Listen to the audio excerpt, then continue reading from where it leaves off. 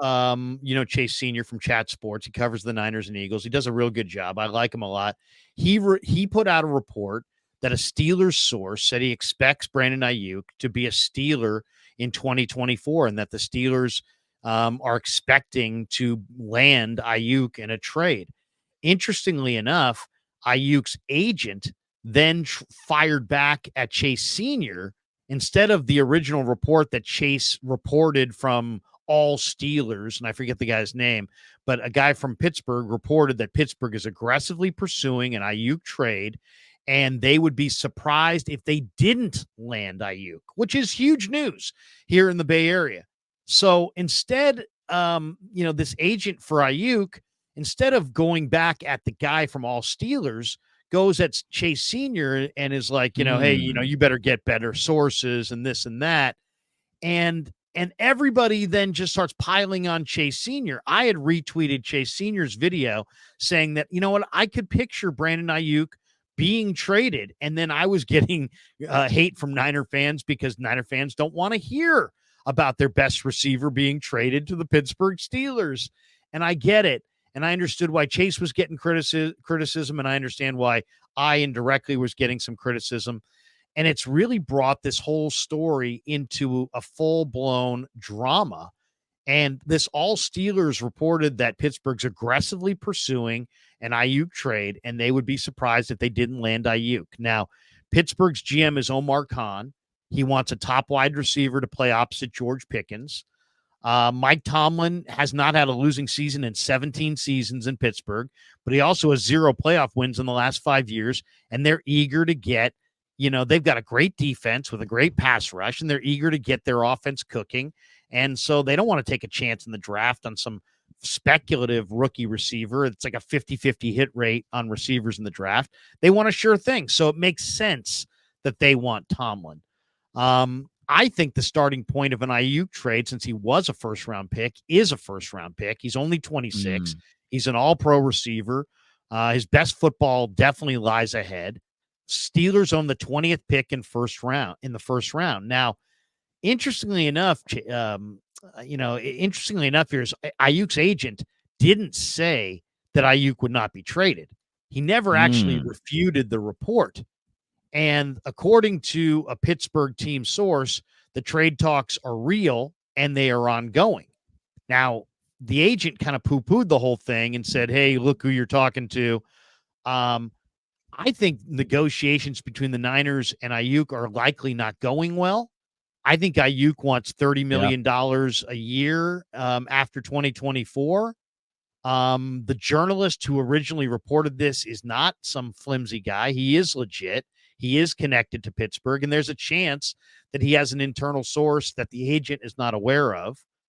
As far as Aiyuk, if he doesn't want to be a 49er, they can let him walk next year and take the comp pick if they so choose, but you're going to get more right now if you trade him for, if you trade him this year for whatever you can get, that's going to be significantly more than the comp pick that you're going to get in the third round next year if he walks. Pittsburgh, if they wanted to, could wait a full year and sign Aiyuk, who at that point would be about 27 years old if they want. Interestingly enough, Aiyuk's agent, a guy named Ryan Williams, it's obvious that he wants to control the narrative. The oddity in this situation is that Aiyuk's agent, Ryan Williams, and John Lynch are good friends. Lynch was the best man at Williams' wedding. So to me, the key to this whole thing is that the Steelers, there's a lot of talk here that the Steelers don't want to pay Aiyuk 100% of Aiyuk's salary this year. So this is an ongoing probable negotiation. And this reporter, Noah, from All Steelers, he may have an internal source, but, why is the agent shutting down these rumors? It's so weird. To me, I think the agent, and this is my theory, and tell me what you think. I think the agent is shutting down these rumors because I think John Lynch wants to keep his cards close to the vest. He wants to keep things hush-hush so that he can get the best value for Aiyuk in a trade. They want a round one pick. If all of a sudden it comes out that, hey, the Niners have cap problems and they have to move Aiyuk, suddenly Ayuk, the value of Ayuk goes way down. Interestingly enough, Ayuk tweeted directly at Mike Yes. Tomlin a couple Flirting with weeks him. ago, which fueled this speculation to begin with. So Yeah. we all know the Niners are in a salary cap pinch. We all know that they don't want the rest of the league to think that they have to trade Ayuk. It's a deep wide receiver class. They may be looking at a wide receiver to replace him. And I think ultimately, if Ayuk wants $30 million, and that's probably too pricey for the Niners budget, they likely have to trade Ayuk, and they can get more if the rest of the NFL general managers think that the Niners actually have options. And I think that's why they're trying so desperately to control this narrative.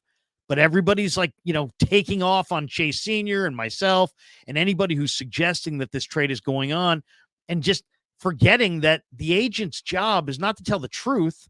The agent's job is to make sure it all works out, and there's a relationship between Ryan Williams, the agent, and John Lynch. So they may be working in cahoots to try to protect the Ayuk trade value going into draft week. I know I just talked for 5 minutes, but this to me is very juicy, very interesting. And if you made me wager, are they going to trade him or not trade him? I probably would say they're going to trade him. I don't know. Man. Okay, so I want to start. There's a lot there. There's a lot there. First will be a point about one of the reasons you've been successful relative to radio, which is dying. And it's this. I understand that 95.7 and KMBR are inclined to talk about the teams that are actually playing right now. I get it. But there are probably 10 times as many people in the Bay Area who want Niners offseason content as whatever is happening with those other teams. I feel like you could do something on Aiyuk every day. I think the situation is very interesting and potentially toxic, but for that relationship with the agent and John Lynch, because you look at the elements of it. Here's something that I don't think is getting talked about enough. I think that Aiyuk is not valued around the league and by fans in general at the level of his production. That's fair or unfair. I think that's the case. I saw, Devontae Smith gets that contract. What was it? Was it 25 a year that he got? I'm trying to remember what it was. And I don't know what he got, but Ayuk's going to get more. Yeah. Well, that's the assumption, but I don't know if most football people think that Aiyuk is a hotter commodity than Smith, which is why I think this is potentially toxic. It's that Aiyuk he's done the dirty work too as a blocker, right? And his yards per catch, which he really cares about. That was the moment when I started to get a little bit, maybe trade this guy, is when he was on Shannon Sharp's thing. He was complaining about playing the last game of the season and it dropped his YPC to, I guess, the second.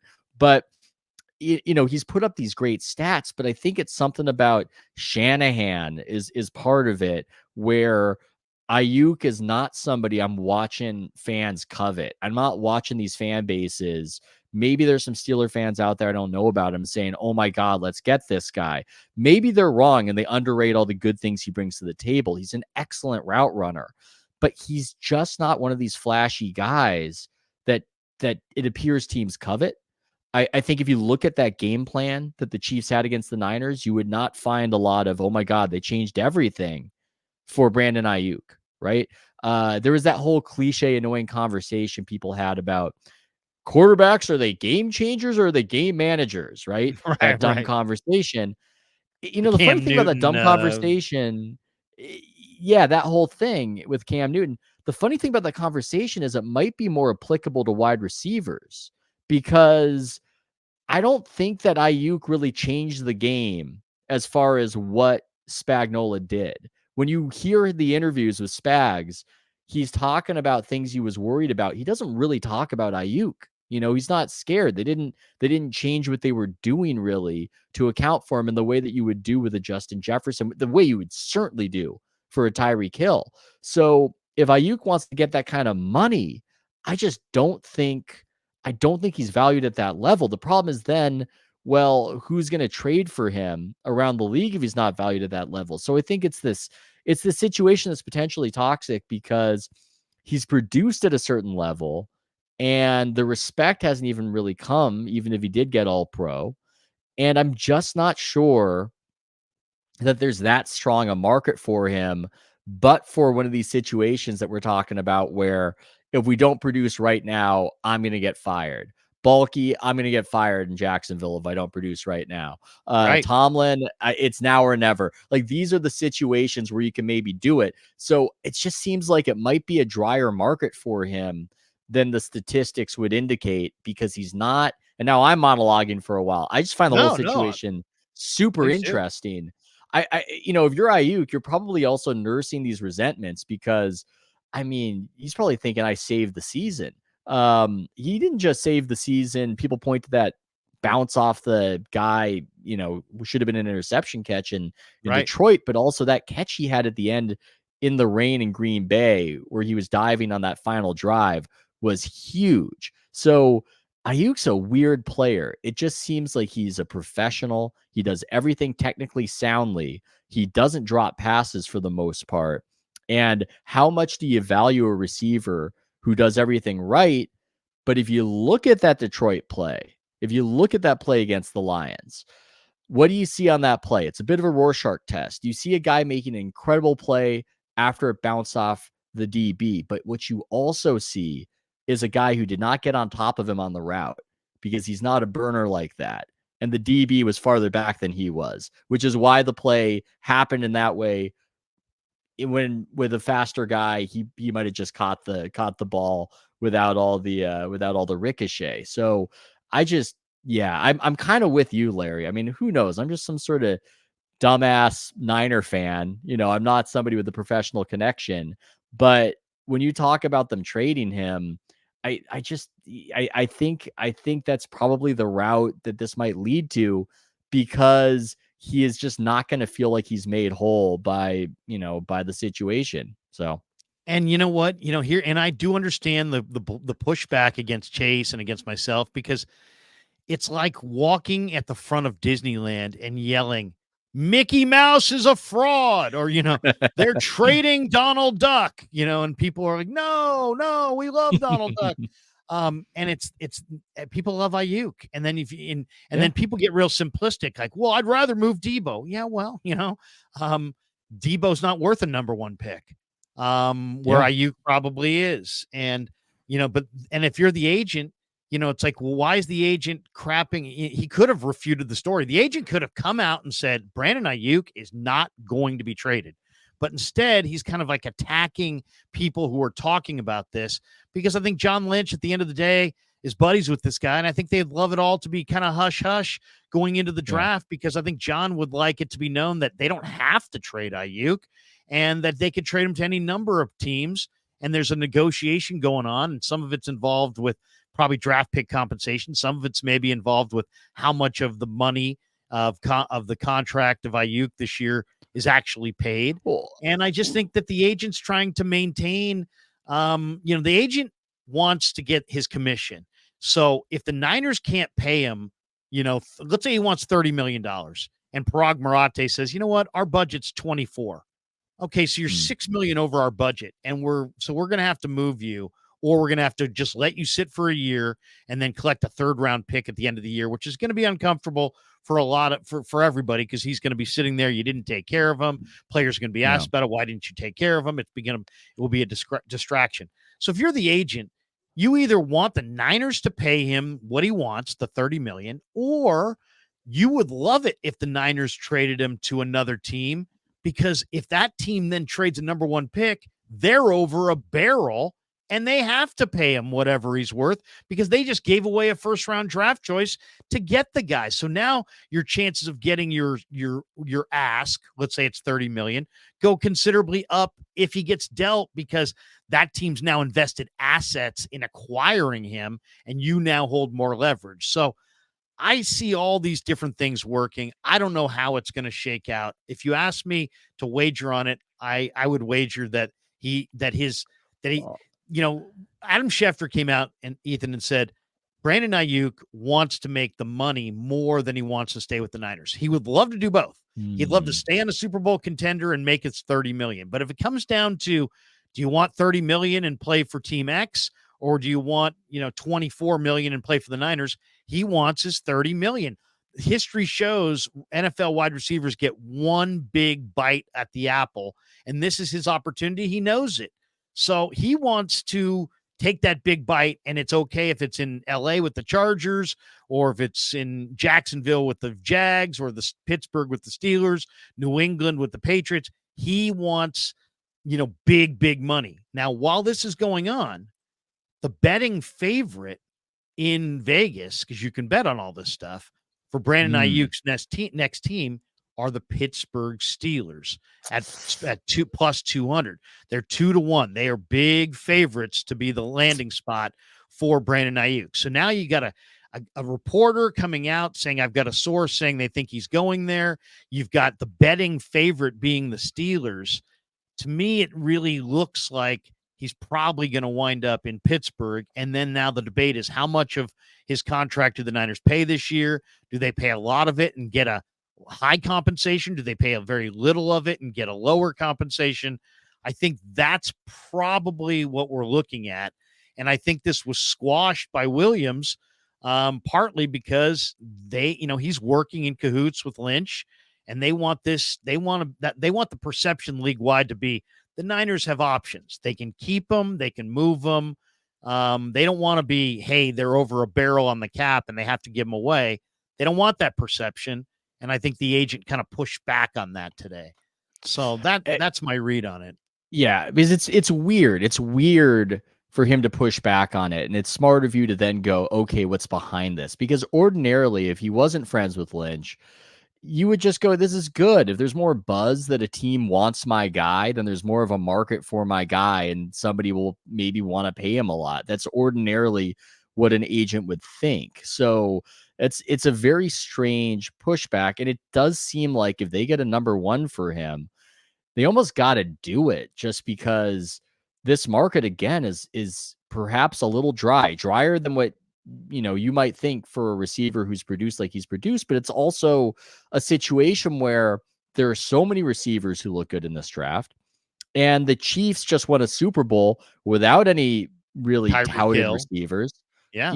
Because a receiver can change the game. Tyreek Hill does change the game, but when the quarterback drops back, most times there's going to be a guy who's open, and it's not going to be because of anything remarkable that he did. He's just the guy who happens to be open, especially as teams have moved more into doing zone defense. I know the Chiefs went man up, but in the second half of that Super Bowl, but it just seems like maybe receiver is one of those flashy positions that tempt you into paying for it. But when it comes to the nuts and bolts of what actually wins you Super Bowls, it's elsewhere, and it's in the trenches. So I feel, look, I love Aiyuk. He's clutch. Again, if he drops that pass against Green Bay, it might be a totally different story. They might not even get there. They probably don't get to the Super Bowl.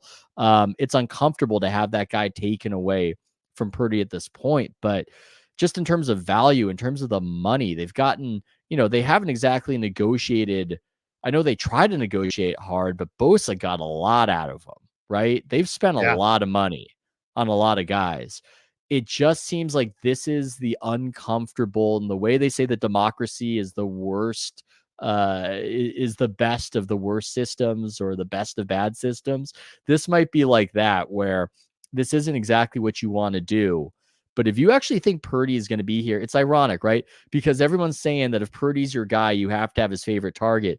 You might think the other way. If you really believe in Purdy, if you really think Purdy's the guy, then you think he's going to be here maybe for 10 years. And if that's the case, maybe you try to build something sustainable and you don't buy into all the noise that they have to make it happen right now and mortgage the future. So I just, once again, I could listen to Bay Area radio talk about this all day, but they don't talk about it on your channel, which is why people come to your channel. Well, and it, I think your game changer, game manager, I think that, drawing the comparison to wide receiver, I think you might be hitting on something. They may view Brandon Aiyuk as a very good wide receiver, but not a true game changer